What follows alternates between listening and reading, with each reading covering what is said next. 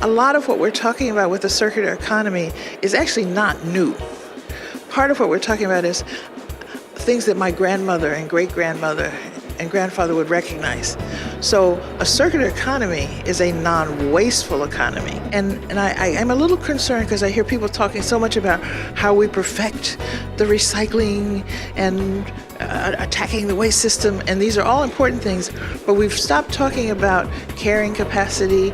Now maybe people are taking it as automatic, but there are always new people coming in, new young people who have a very valuable impatience and who are clearly not going to stop and to pull back and be patient and wait. It's almost like playing three-dimensional chess because you've got all of these different competing parts and layers, and people have voice, people have agency, and people have righteous impatience.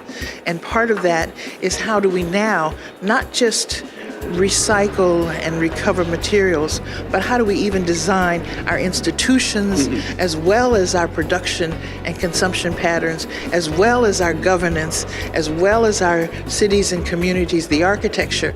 We've got to make sure that everyone is part of the process of designing and creating the solutions and the policies.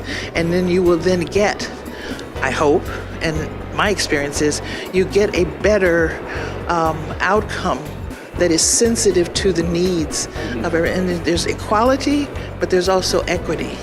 And part of what we've had a harder time creating is the equity in solutions, proposals, planning that then allows for everyone to be included in the process. Hard science and social solutions are not at odds with each other.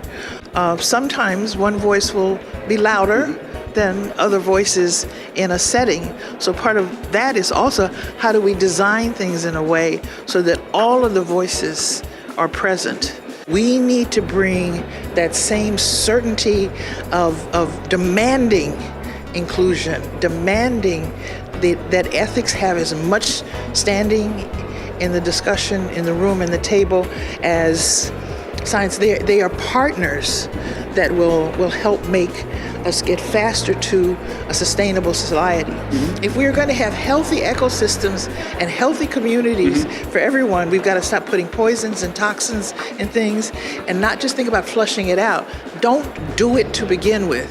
That's where the design part comes in. We're 7.1 and increasing billion people.